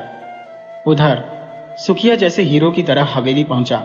वहां पहले से ही रामदत्त के आदमी खड़े थे। उन लोगों ने रोहिणी और उसकी मां को पकड़ लिया था। अब सब आमने सामने थे। रामदत्त ने शिवा से कहा, अब बता, तेरा फैसला क्या है? पहले ये बता कि तेरे माँ बाप और कमलिका कहाँ है? पारो को कहाँ छिपा रखा है? शिवा ने दृढ़ता से जवाब दिया, उनकी कोई गलती नहीं है। बता, तूने उन्हें कहाँ रखा है? रामदत्त ने जवाब दिया, अभी तक सब सही सलामत है, लेकिन अगर तू अपनी पारो और माँ बाप की जिंदगी चाहता है तो कुंती से शादी करनी होगी, वरना उन्हें मरते देखने के लिए तैयार हो जा। शिवा की आंखों में गुस्से की ज्वाला धधक रही थी। उसने कहा, तू चाहे जो भी चाल चले, मैं तुझे कामयाब नहीं होने दूंगा। चौधरी का रौब सब पर साफ दिख रहा था। उसने गरजते हुए कहा, राम दल के नेता को रोकने वाला कौन है और कौन मुझे टोक सकता है? केशव, तुझे क्या लगता है तू मुझे रोकेगा? ये सुनते ही रोहिणी और सुखिया भी वहां पहुंच गए। चौधरी हंसते हुए बोला, अब भी रोक सकेगा मुझे? रामदत्त ने इशारा किया और उसके आदमियों ने रोहिणी और सुखिया को पकड़ लिया। केशव ने गुस्से में आकर कहा, मेरी मां को छोड़ दो, लेकिन चौधरी के आदमियों ने बात न सुनी। केशव और शिवा के बीच तनाव बढ़ता जा रहा था। तभी शिवा ने केशव को रोका और बोला, रुक जा भाई, तू मेरी कसम है, रुक जा। अब हमारे हाथ में कुछ नहीं है। हम पहले ही इस जाल में फंस चुके हैं। अगर हम गुस्से में आकर कोई गलती करेंगे तो किसी की जान जोखिम में पड़ सकती है। यह सुनकर केशव थम गया। शिवानी ने हिम्मत जुटाकर कहा, मैं तैयार हूं इस शादी के लिए। रामदत्त की आंखों में खुशी चमक उठी। उसने कहा, वाह सीमा, तुम तो बहुत ही समझदार निकली। जाओ, मेरे आदमियों को बुलाओ और पंडित जी को भी लेकर आओ। शादी की तैयारी शुरू करो। फिर उसने अपने आदमियों को वीरपाल को बुलाने भेज दिया और कहा, जाओ, वीरपाल से कहो कि शादी की तैयारियां शुरू हो रही है। साथ ही उसने आदेश दिया, शिवा के माता पिता को पकड़ कर लाओ और इन्हें शादी के लिए तैयार करो। ध्यान रखना, अगर किसी ने भागने या गड़बड़ी करने की कोशिश की तो शिवा के माता पिता को गोली मार दी जाएगी। अब केशव, पारो और बाकी सबको कैद कर लिया गया था। पारो ने रोते हुए पूछा, केशव भैया, शिवा ठीक तो है ना? केशव ने उदासी से कहा, पारो, शिवा ठीक है, उसे कुछ नहीं हुआ है, लेकिन मैं चाहकर भी यह शादी नहीं रोक सकता। पारो ने रोते हुए कहा, भैया दुखी मत हो, आप सब ठीक रहे, यही मेरे लिए सबसे बड़ी खुशी है। मैं किसी की जिंदगी खतरे में डालकर अपनी खुशी नहीं चाहती। केशव की मां रोहिणी देवी ने उसे समझाते हुए कहा, बेटा खुद को दोष मत दे, सब कुछ भगवान की मर्जी से होता है। केशव ने तड़पते हुए कहा, मां, तूने मुझसे सच क्यों छुपाया? तूने कभी यह नहीं बताया कि मेरे पिता कौन थे?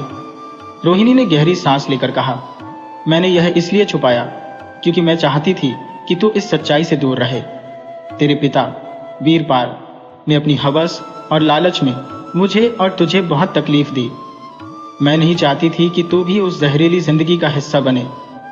रोहिणी की आंखों में दर्द साफ छलक रहा था। उसने आगे कहा, तेरा मामा हरिया, जिसने अपनी पूरी जिंदगी हमारे लिए कुर्बान कर दी, उसे भी मैंने कसम दी थी कि वो हमसे रिश्ता खत्म कर दे। वो अपने दिल पर पत्थर रखकर मुझसे दूर हो गया ताकि मैं इस गांव में रह सकूं। केशव ने गुस्से में कहा, अब मैं समझ गया हूं मां, अब मैं बड़ा हो गया हूं। शिवा और मैं दोनों के पास नाना जी की संपत्ति का कानूनी अधिकार है। मैं अब तुझे और मामा को इस गरीबी में नहीं जीने दूंगा। हम कानून का सहारा लेकर वीरपाल को सबक सिखाएंगे। लेकिन रोहिणी ने शांत स्वर में कहा, बेटा, तेरे पिता से उलझना इतना आसान नहीं है। वो दौलत के लिए किसी भी हद तक जा सकता है।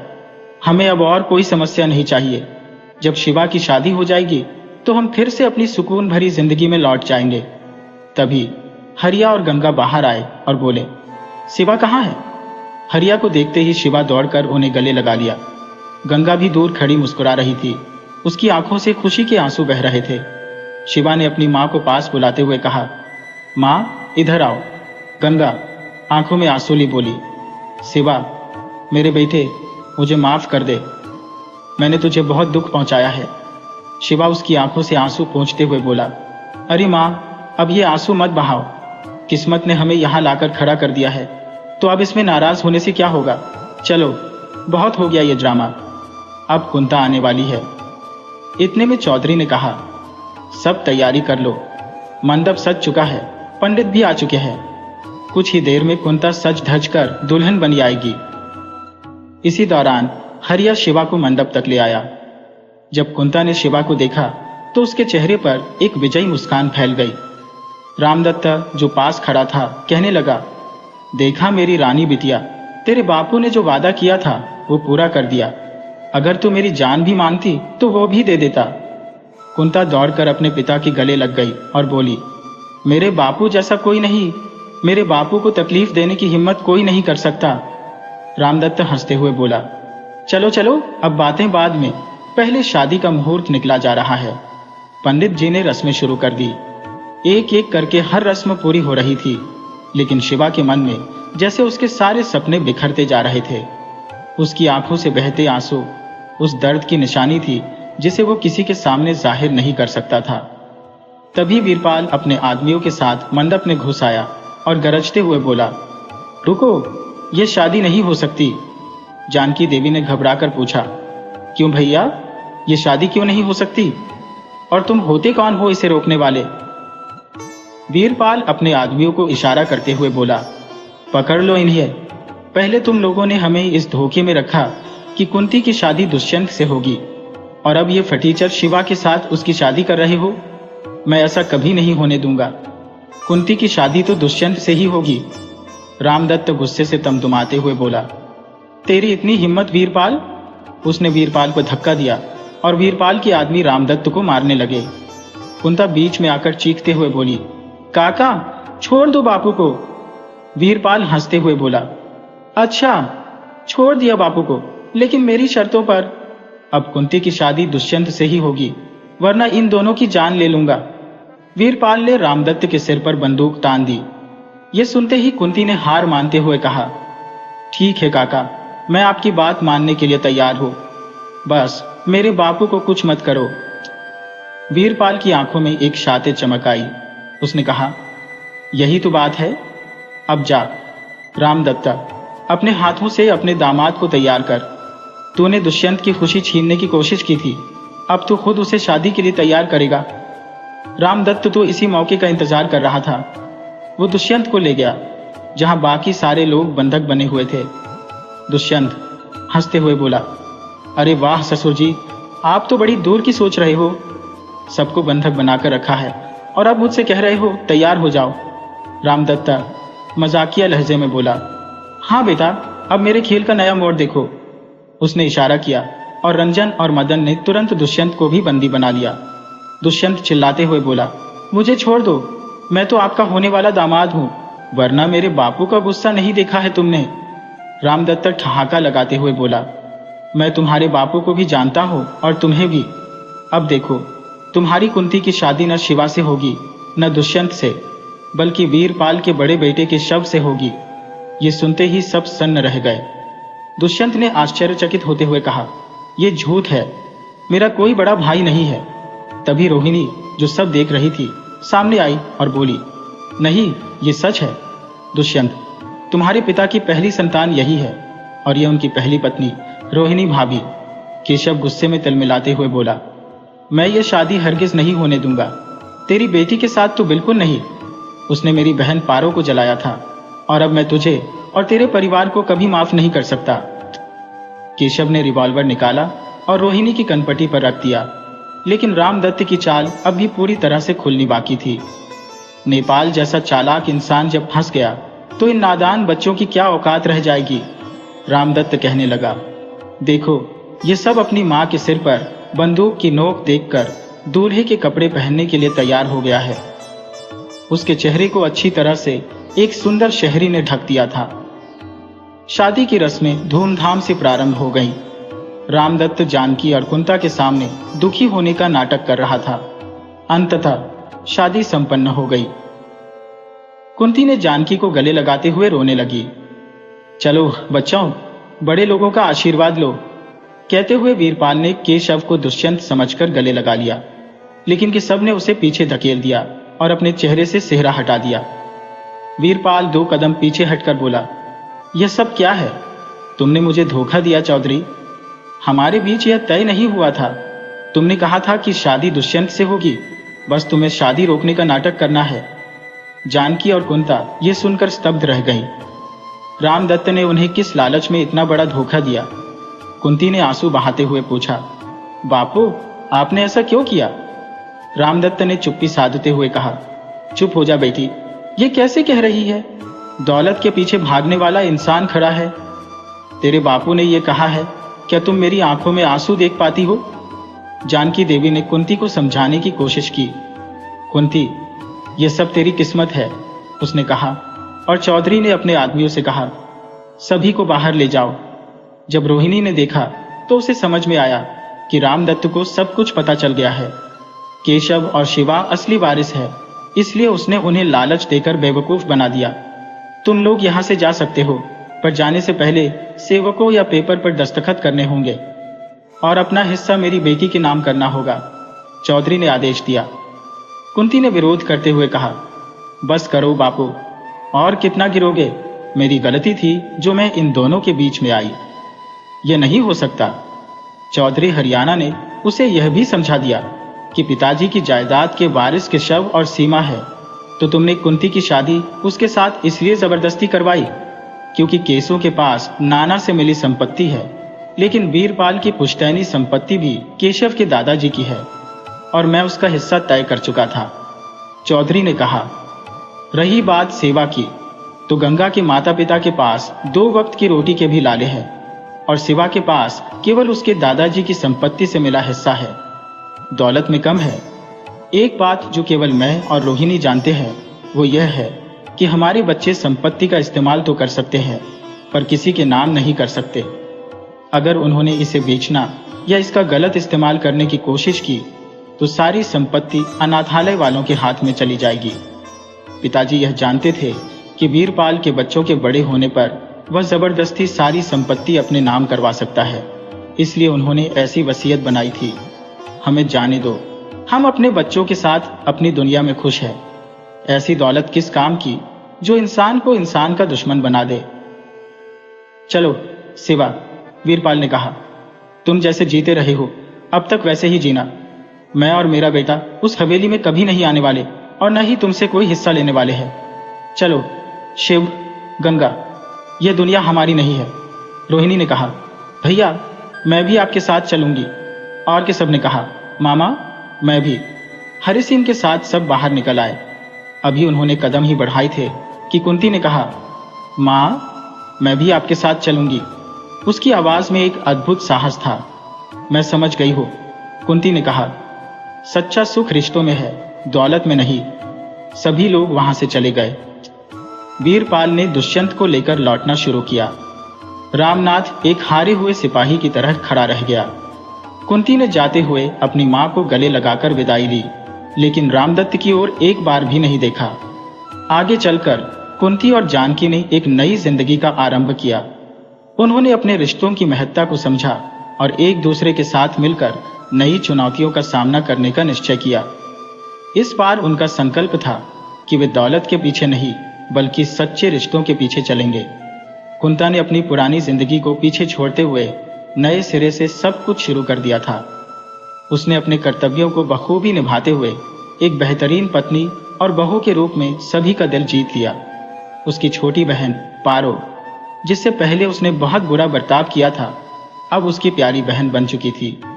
कुंता अपनी मां के साथ मिलकर पारो के चेहरे की प्लास्टिक सर्जरी करवा चुकी थी, जिससे उसके चेहरे की चमक लौट आई थी। समय बीता और 1 साल बाद कुंता की गोद में उसकी नन्ही सी बेटी खेल रही थी।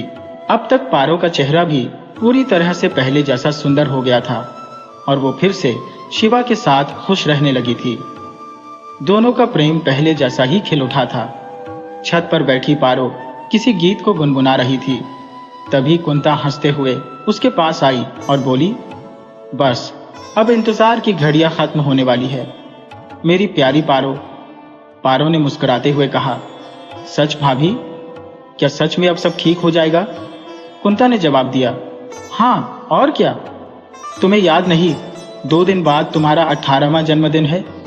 तुम्हारे भैया ने पंडित जी से शादी का अच्छा सा मुहूर्त भी निकलवा लिया है। अब जल्द ही तुम दोनों हमेशा के लिए एक दूसरे के हो जाओगे। पारो की आंखों में खुशी छलक आई। वो खुद को तैयार करने में लग गई। शिवा और पारो के 18 साल पूरे होने पर घर में शादी की तैयारियां शुरू हो गईं। हरिया और सुखिया इस बार जल्दी से जल्दी उनकी शादी करवा देना चाहते थे, ताकि उनके जीवन में फिर कोई दुख या तकलीफ ना आए। गांव भर में उनकी शादी की खबर फैल चुकी थी। शादी के दिन रामदत्त भी आया और उसने सभी के सामने शिवा और पारो से माफी मांगी। वो ढेर सारे तोहफे लेकर आया था और कुंता से बोला, अब तो गुस्सा छोड़ दे बिटिया, जो कुछ हुआ वो बीत चुका है। अपने बापू को माफ कर दे, वरना मैं चैन से मर भी नहीं पाऊंगा। कुंता की आंखों में आंसू आ गए और वो रामदत्त के गले लग गई। सभी की आंखें नम हो चुकी थी। फिर रामदत्त ने एक फाइल आगे बढ़ाते हुए कहा, ये दोनों की शादी का तोहफा है। मैंने एक छोटा सा घर बनवाया है तुम्हारे लिए। इसे पिता का आशीर्वाद समझकर रख लो। अगर तुम इसे नहीं लोगे तो मैं समझूंगा कि तुमने मुझे माफ नहीं किया।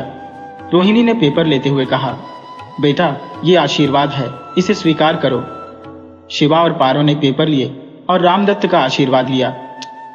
इस दौरान दुष्यंत भी अपनी मां सगुना के साथ शादी में शामिल हुआ। अब वह वीरपाल के साथ नहीं रहता था। वीरपाल ने कभी झुकना नहीं सीखा, इसलिए वह गांव की हवेली छोड़कर शहर में अपनी पुश्तैनी हवेली में चला गया था। दुष्यंत हरि सिंह के पास जाकर बोला, मामा अब हमें आपके प्यार और परिवार का साथ चाहिए। चलिए अपने घर लौट आइए। बड़ी माँ आप भी चलिए। उसने रोहिणी से कहा, आपने हमें बहुत प्यार दिया है, अब मेरी बारी है। मैंने समझ लिया है कि इस दुनिया में सबसे बड़ी दौलत प्यार ही है। अगर आप लोग घर नहीं चलोगे तो मैं भी गांव छोड़कर चला जाऊंगा। सगुना भी गंगा से बोली, अब तो अपने घर चलो। आखिरकार हरिया मान गया और अपने परिवार को लेकर हवेली में रहने आ गया। पारो शिवा की दुल्हन बनकर हवेली में आ गई। हवेली देखकर उसने अपने पुराने चुलबुले अंदाज में कहा, अरे बाप रे, इतनी बड़ी हवेली, इसमें तो पूरा गांव बस सकता है। उसकी बात सुनकर सब हंस पड़े। कुंता और पारो अब अपनी अपनी दुनिया में खुश थी। 23 सालों के वनवास के बाद हरिया और रोहिणी अपने घर लौट चुके थे। शिवा और पारो की जिंदगी में अब सिर्फ खुशियों की बहार थी। दुती चंद की शादी भी उसकी पसंद की लड़की से हो गई।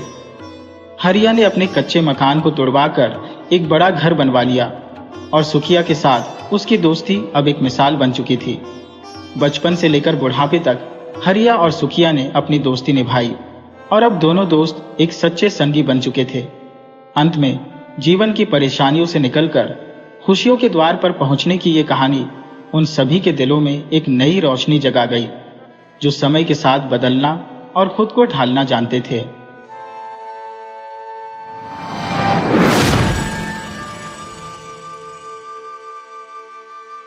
वीडियो अच्छी लगी हो तो इसे लाइक करें और ऐसी ही मज़ेदार कहानियों के लिए चैनल को सब्सक्राइब करें और बेल आइकन दबाएं। ज़्यादा से ज़्यादा अपने दोस्तों को शेयर करें। धन्यवाद।